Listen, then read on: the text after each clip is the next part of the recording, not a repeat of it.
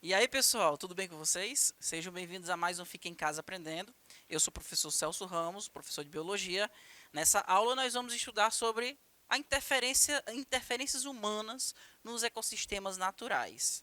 Todos nós sabemos que nós, como somos pertencentes ao meio ambiente, nós interagimos com ele. Nós interagimos com outros seres vivos e interagimos com o ambiente em qual nós vivemos. E aí a gente vai entender um pouco sobre os problemas, né, que são causados por essas interferências. A gente vai ter uma breve introdução, a gente vai falar sobre o problema do desmatamento, certo? Que é um problema muito recorrente.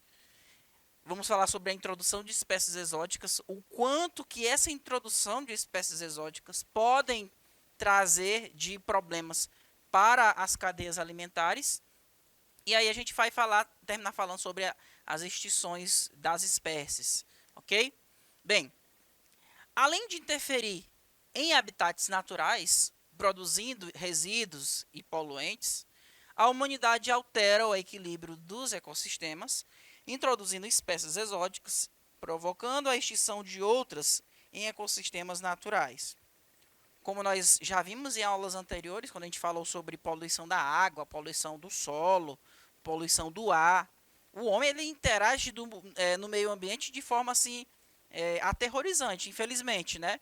Ele inclui matérias inorgânicas que não eram próprias daquele local, acumulam dejetos orgânicos em determinadas áreas, modifica a geografia daquele local. Essas interferências elas geram consequências. E aí nós temos como interferências isso que eu acabei de mencionar para vocês, ó, introdução de espécies exóticas. Nós já tivemos uma aula sobre equilíbrio ecológico, onde eu abordei sobre esse tópico, a introdução de espécies exóticas. Nessa aula, eu falei assim de forma superficial como que a introdução de uma espécie exótica pode afetar o ambiente. E nessa aula eu quero mostrar para vocês alguns exemplos de casos em que a introdução de um determinado tipo de espécie exótica trouxe sérias consequências ao ambiente. E uma dessas consequências, como a gente já mencionou aqui, ó, ela pode provocar a extinção de outras espécies. Você coloca uma espécie que não é típica de uma região num determinado local, porque espécie exótica, o que quer dizer espécie exótica? É uma espécie que não era daquele local, que não era endêmica, que não era típica daquele local. Você coloca ela num local onde ela não vivia anteriormente, ela não vai encontrar predadores, não vai encontrar parasitas, não vai encontrar competidores. Então ela vai ter a tendência de encontrar mais alimento, o ambiente vai estar propício para ela vai entrar em multiplicação. E dependendo da espécie que vai servir de alimento para ela, ela pode provocar a extinção dessa espécie. Esse é um dos problemas que a introdução de espécie exótica pode trazer. A interferência em comunidades equilibradas, ela pode colocar em risco toda a intricada trama de relações que levou centenas ou milhares de anos para se estabelecer. Quando se quer construir um grande empreendimento, deve-se levar em consideração as cadeias alimentares que vivem naquela região, as pessoas que serão afetadas naquele local. Então, é um problema muito sério quando o ser humano ele tenta interferir em determinadas áreas. Um desses problemas que a gente pode mencionar é a questão do desmatamento, que é muito recorrente. Todos os anos a gente vê na televisão, nos jornais, que a cada dia, a cada ano, o Brasil tem aumentado o nível de desmatamento. O desmatamento ele pode ser feito para vários fins. Pode ser para exploração de madeira, pode ser para desocupação de uma grande área, para plantação. Inclusive, a gente pode mencionar a questão dos criadores de gado, né? Desmatamento de uma grande área para agropecuária. Isso vai ser bom economicamente para quem vai criar ali o gado, né? Mas vai trazer prejuízos para as populações daquele local. E um desses prejuízos que a gente pode mencionar aqui para vocês, né, que é provocado por essa desocupação de grandes áreas, que pode ser para agropecuária ou para plantio, a gente pode mencionar a questão do empobrecimento do solo. Ora, você está ali desmatando, está tirando grandes árvores que têm raízes muito profundas, que traz sustentação para aquele local. A floresta que existia, por exemplo, ela se auto-fertilizava com a queda das folhas. Essas folhas entravam em decomposição rapidamente e já era utilizado como adubo pela própria planta, pela própria floresta. Agora, quando você tira toda essa vegetação, o que vai acontecer? Vai ter menos abrigo para animais, para outros seres vivos. O solo vai ficar pobre porque o que alimentava a vegetação era a sua própria autorreciclagem. Agora, quando você tira a vegetação desse local, o solo já é pobre. Fica mais pobre ainda, porque não vai ter raiz ali para proteger o solo contra o processo de erosão, né? Então, o desmatamento ele traz sérios problemas, ok? Outra situação que a gente vem mencionar aqui para vocês sobre o quanto que o ser humano ele tem trazido problemas para a natureza é o que eu acabei de mencionar na introdução, que foi sobre a introdução de espécies exóticas. Como eu já mencionei também, exótico tem a ver com algo que vem de fora. Então, introdução de uma espécie de fora. Existem espécies exóticas e existem espécies endêmicas. Espécie endêmica é um tipo de espécie que é típica daquela área, certo? Então, existem determinados animais ou seres vivos que vivem em determinado local. Você vai encontrar, por exemplo, girafa no Brasil? Lógico que não. Girafa ela é típica ali do continente africano. Então, ela é endêmica daquela área, ok? Então, quando você leva para aquela área uma espécie que não vivia lá antes, ali você está promovendo a introdução de uma espécie exótica, beleza? E uma das espécies que a gente pode mencionar no Brasil é o caramujo africano. Então, esse tipo de caramujo ele não é típico aqui do Brasil, né? Ele foi introduzido com o objetivo de estimular o consumo do escargot. Né? Você sabe que tem pessoas que comem caramujo. Então, assim, nada contra quem consome. Mas esse animal, ele é um dos transmissores de muitas doenças. Dentre elas, por exemplo, a esquistossomose, né? Que é uma doença que é transmitida por caramujo. Tem várias outras doenças. Ele é transmissor de muitas doenças. E o caramujo africano ele não é típico do Brasil, ele é uma espécie exótica. E por ser uma espécie exótica, ele não vai encontrar competidores, ele não vai encontrar parasitas que vão afetar a vida dele. Então, eles têm bastante alimento disponível.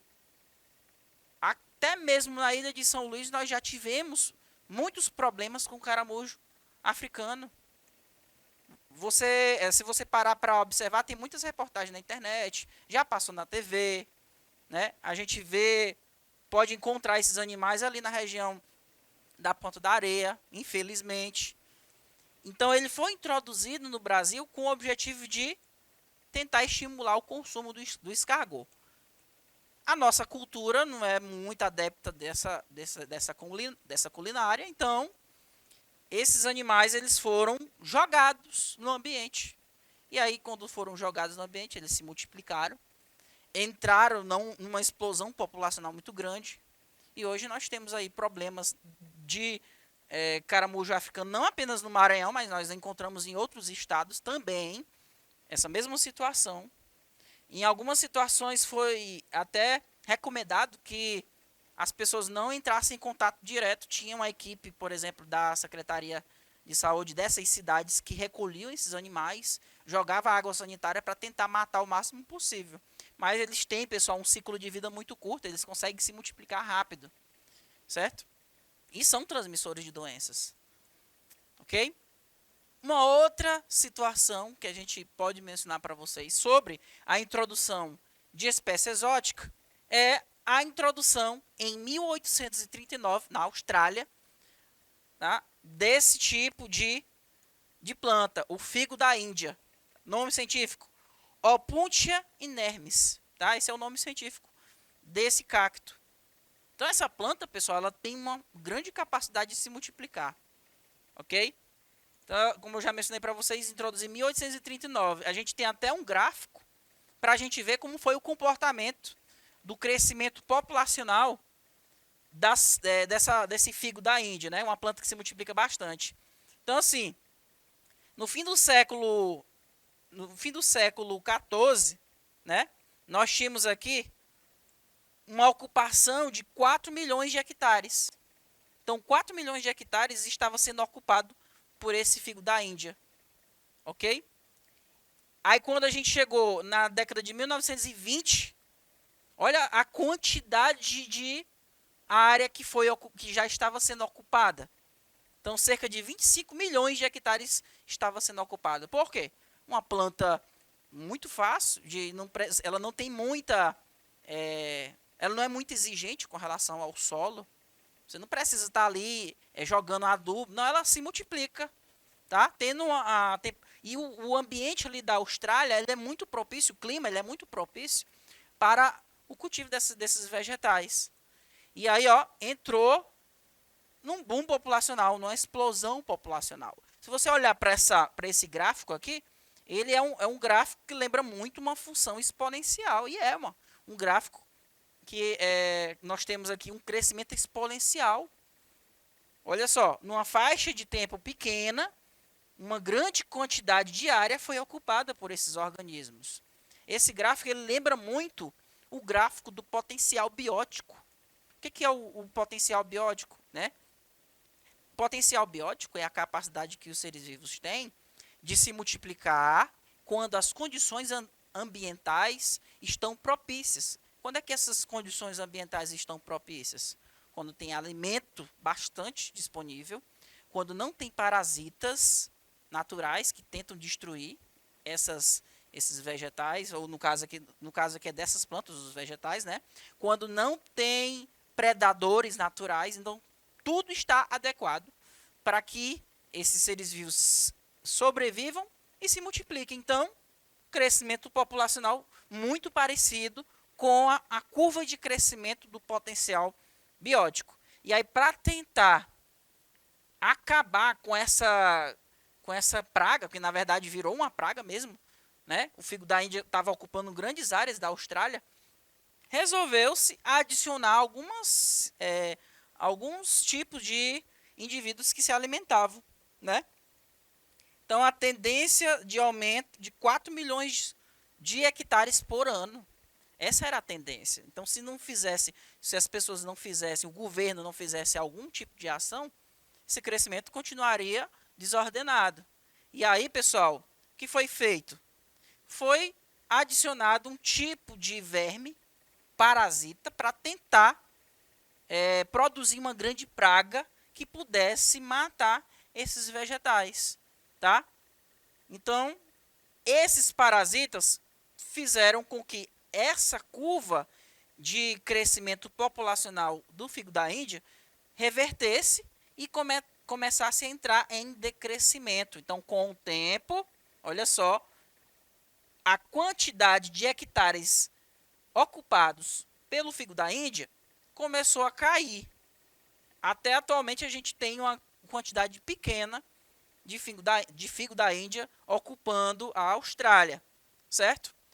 Vou trazer para vocês outro exemplo de introdução de espécie exótica. É o caso aqui, ó, do coelho da Austrália. O nome científico dele, Ornitholagus cuniculus, tá? Então, ele é originado de regiões mediterrâneas. E ele foi introduzido na Austrália em 1859. Naquela época, foram trazidos 24 exemplares. Tinha um cara lá muito rico, ele trouxe esses exemplares, trouxe ali para a Austrália, e esses animais começaram a se multiplicar, né? Coelho, você sabe que coelho tem um ciclo de vida muito curto. Então, uma ninhada gera 14 filhotes, né?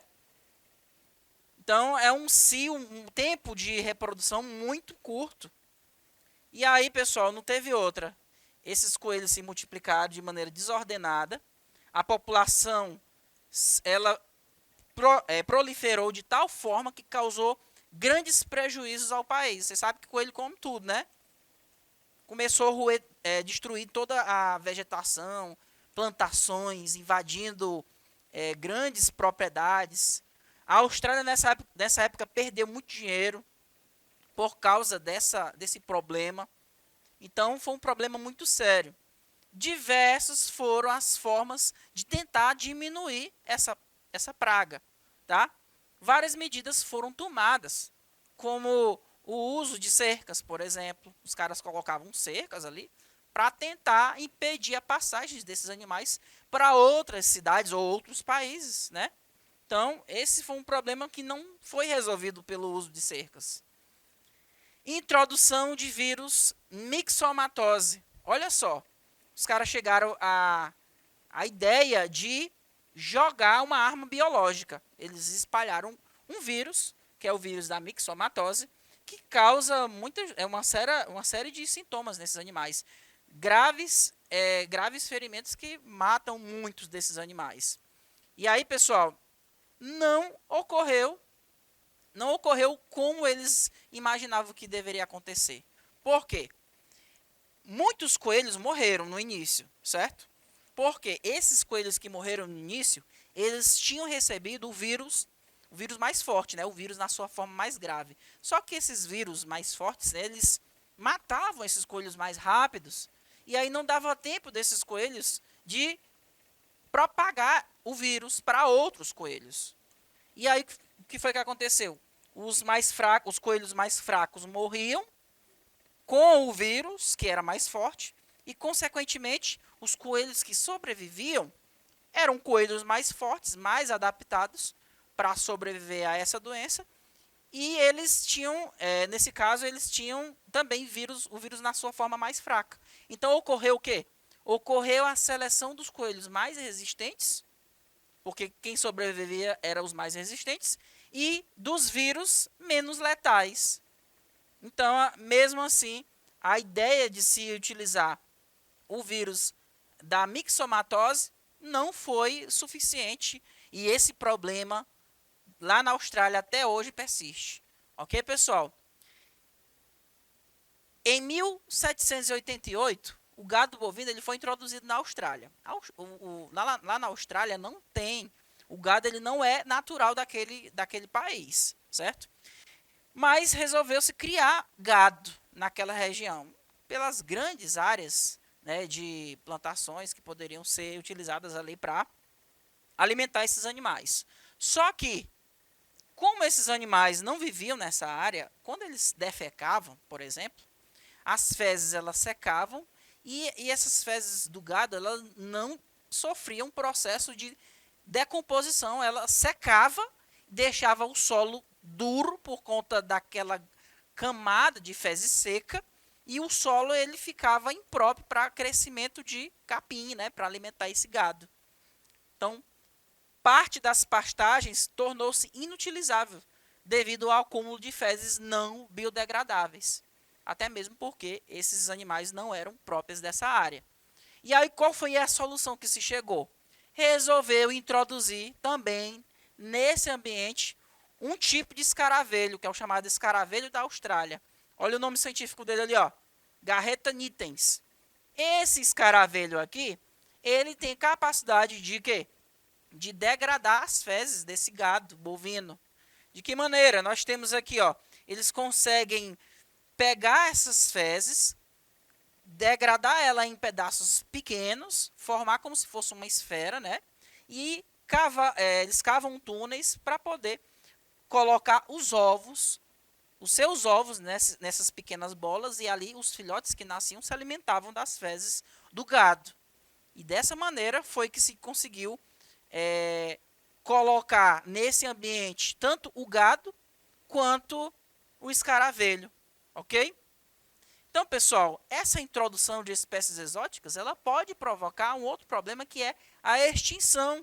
Há alguns anos, um grande número de espécies está sob ameaça de extinção, em consequência da expansão da população humana, ocorrendo destruição de habitats, caça e pesca predatória.